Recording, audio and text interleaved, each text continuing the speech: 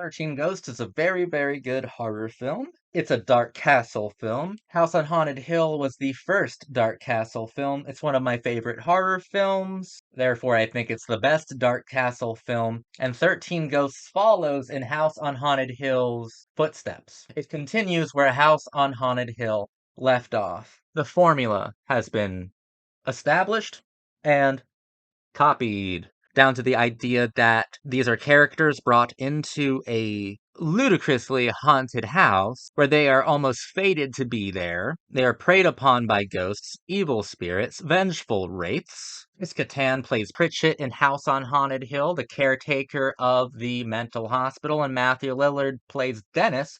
In this film, he used to hunt ghosts with Tony Shalhoub's uncle, not goats. They're both comic relief. They both serve as hype men for all of the ghosts of their films. They drop exposition bombs like it's going out of style, and they're both wonderful. But I think Chris Kattan's performance in House on Haunted Hill is one of the greatest performances in all of horror films. I love the character Pritchett. I love every decision, every choice that Chris Kattan makes throughout that picture. I think he brought a very interesting and sophisticated character to life in House on Haunted Hill. Matthew Lillard, I love Matthew Lillard. He's almost a knockoff of Chris Kattan from House on Haunted Hill. As I've covered, they serve the same function in their film. They even both die and come back as ghosts to save the remaining characters. Such a copy-paste that it's almost shameless. Matthew Lillard's death in 13 Ghosts is a lot more brutal. Chris Kattan's death in House on Haunted Hill was admittedly quick. Almost seemed painless, to be honest. Matthew Lillard, though, gets like the three worst ghosts on his ass, and they, I think, break his fucking spine. They brutalize the fuck out of Matthew Lillard. Ouch, Matthew! House on Haunted Hill finally unlocked a door within cinema, within the horror genre. In 1999, horror films were dominated by postmodern ideas and attitudes. I love the postmodern horror films the most, but horror was looking to break free from deconstruction, which is understandable because audiences are dumb and need something a lot more accessible and easier to digest than I'm gonna blame the movies. Fine. House on Haunted Hill got that unlocked by giving you a film that is thrilling in a very unfair way. House on Haunted Hill played with the logical trappings of horror and the artificiality of terror. Everything that was scary about House on Haunted Hill was scary in a very unfair way. The logic from one scene does not carry over to the next. These are almost isolated moments of reasoning, which definitely exposes the superficiality of film as a medium and points to the strengths that horror has over other genres. 13 Ghosts opens the door that House on Haunted Hill unlocks. Each one of these 13 ghosts represent a fully fleshed out fear of the American public.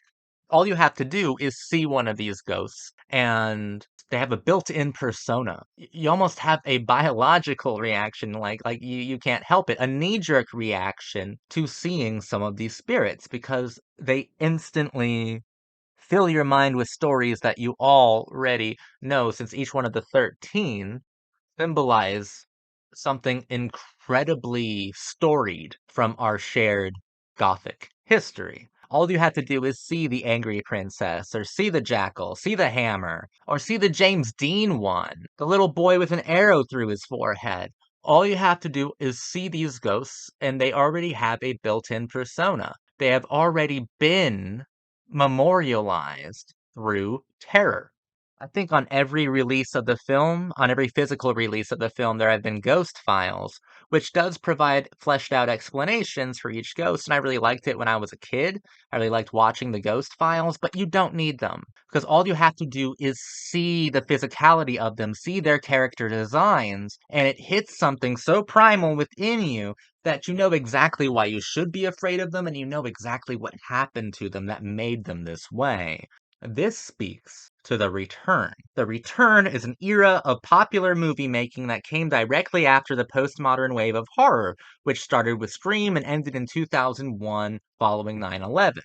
You could say it ended with the Columbine killings, but it still went on for another 2 years after that.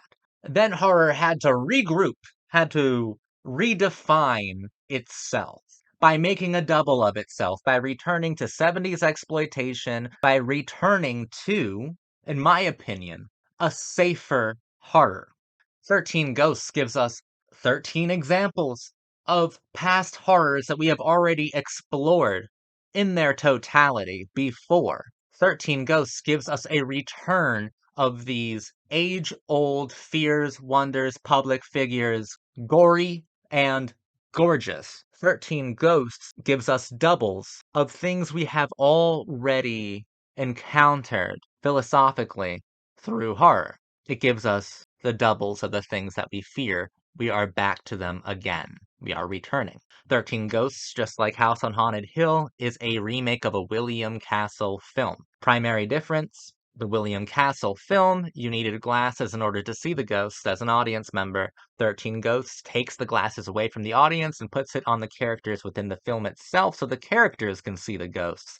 This is a pretty nuanced way of taking complicity, taking autonomy, taking any sort of control or involvement away from the audience and placing it directly and only, exclusively into the characters that are on the actual film. The Return, unlike postmodern horror, I mean, movies like Scream, I Know What You Did Last Summer, The Faculty, those were films that were trying to implicate you, make you complicit in the violence itself. Those films were collaborative. Those films said that horror movies are collaborative. Movies don't make psychos, but movies make psychos more creative.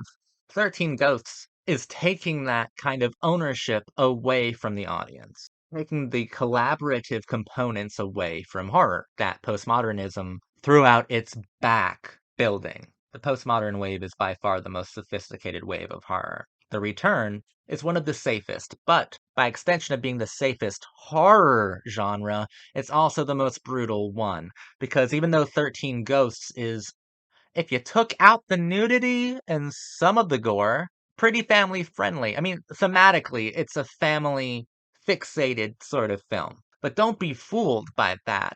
13 Ghosts is an invitation to the return. 13 Ghosts takes audience involvement away and alienates the audience once again. And that sort of brutal alienation is something that Eli Roth, Rob Zombie, James Wan, something that a new generation of horror filmmakers would exploit in the most sadistic ways possible. But it's safe. That is a safe way of provoking an audience. What stimulates me is punishing me through horror for my involvement, my collaboration with morbid materials. Goodbye, you beautiful masterpiece. Goodbye. Look how they massacred my fucking boy. 13 Ghosts, okay, I do have a weird sort of criticism that I need to express. Shannon Elizabeth is wonderful in the movie. Love her. She's great. Shannon Elizabeth was essentially a sex symbol from 1999, from American Pie up until like 2003 or 4. She was beautiful. She was dead fucking sexy, bro. 13 Ghosts, I thought she was great in it because I think she was playing against type, right? She's a very innocent character. She's a very naive character. And she's not a sexualized character. In fact, I bet if you read the script, you couldn't tell if that character was supposed to be in her 20s, like Shannon Elizabeth was, or 12. And Shannon Elizabeth did wonderfully playing against type. And it was nice seeing her not be sexualized. Until she was. It's one of the most intense parts of the film. We see the Jackal, the scariest of the 13 Ghosts. The Jackal is mauling Shannon Elizabeth, scratching at her, eventually tearing off, conveniently, like this part of her clothing.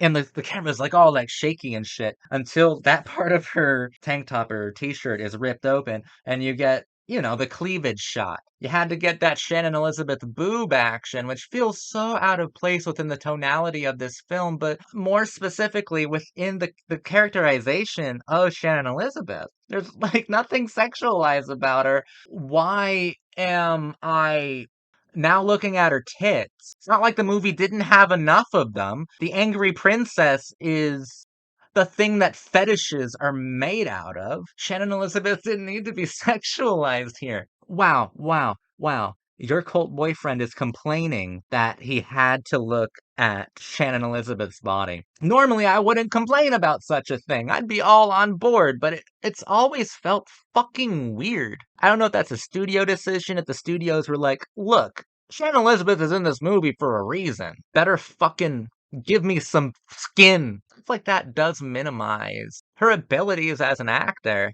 She did great in 13 Ghosts. She did great. I actually didn't need to see her in a bra getting brutalized. It does not fit the tonality of this film at all. This film has thematically like more in common with fucking Beetlejuice than it does with a truly adult horror film. It's a lot of fun. It's really good. It does bring horror into a new generation. It does bring horror into the return. Dark Castle with House on Haunted Hill, Ghost Ship, Gothica, and of course 13 Ghosts did so much of the heavy lifting to get postmodernism out of the American public sphere. For better or for worse. 13 Ghosts is a highly enjoyable film. Its tone is a bit bonkers. It's extremely 2001, but I think it's wonderfully put together. I love the sets. I love the glass houses. I do think that the Vannicut Institute for the Criminally Insane is scarier. House on Haunted Hill is legitimately scary at times. There's nothing genuinely terrifying about 13 Ghosts. I might like the character designs, but it's not like they're going to keep me up at night. House on Haunted Hill has that moment, has that sequence where Jeffrey Rush, Stephen Price, is locked in the saturation chamber, and the film itself, under William Malone's direction, goes completely psychopathic for a few minutes. So nightmarish. There's nothing truly terrifying about 13 Ghosts. This is a very playful invitation to a new era, a new generation of horror that would provide some of the most traumatic horror movies of all time. So this seems like a very friendly, very fun introduction invitation to the return. But the return may have started with something as fun and roller coaster like as 13 Ghosts, but it ends with PTSD. The return goes to a lot of places that horror maybe shouldn't go to. But 13 Ghosts is wonderful. I really like the film a lot. I'm your cult boyfriend. Thank you for watching my video. What did you think of 13 Ghosts? Let's have some love for Matthew Lillard in the chat. I think that's all, folks. I think that I'm done for the day.